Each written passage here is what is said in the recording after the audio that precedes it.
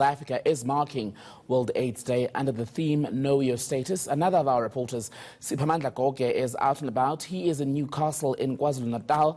And Siphamandla, where you are is particularly important because a report released by the Human Sciences Research Council 5 months ago said KZN had the highest HIV prevalence rate.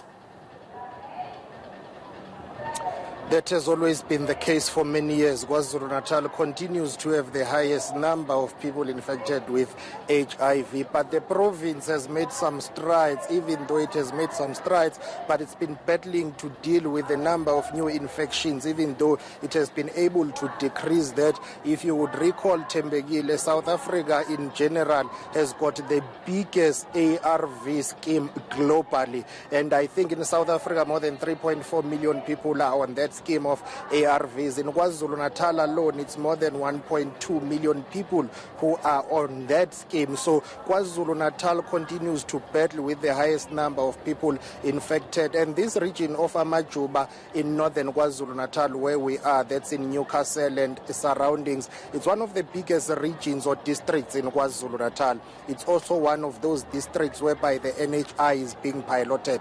But right now I'm joined by the KZN Health MEC, Dr. Baba Tinangwe, thank you very much for your time. Today is a significant day in South Africa and globally. Are you winning this fight against HIV and AIDS, though?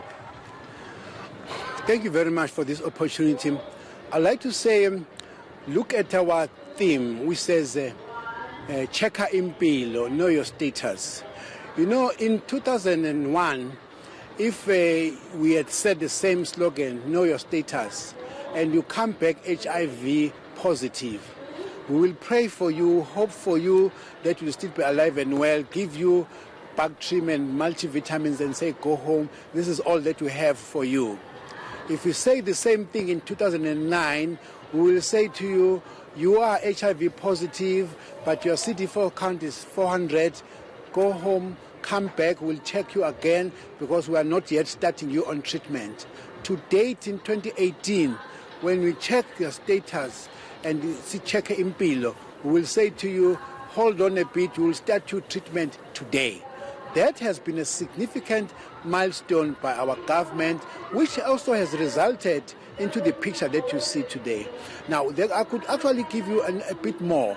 In 2008, in this province, out of 100 women who were HIV positive and pregnant, going to deliver babies, 20 of them will give birth to HIV positive babies. To date, only 1 out of 100. That's a significant milestone.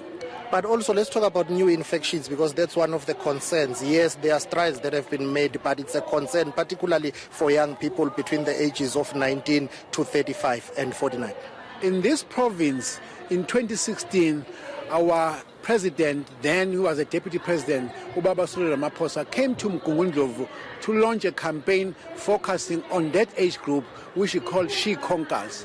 We also are very happy to say here in this district, in this ward where we are, Dr. Ngubane, the mayor of this district, is also going to be focusing on that program with other funders that are assisting us. The main age group, yes, it is the 10 to 24 years old that we are focusing on because we really want to deal with this HIV in this age group. Let's talk about male medical circumcision. You have circumcised more than 1 million people. How has that helped in this fight? We are very excited and we continue to thank His Majesty for making that decision that we should circumcise. Yes, we are correct.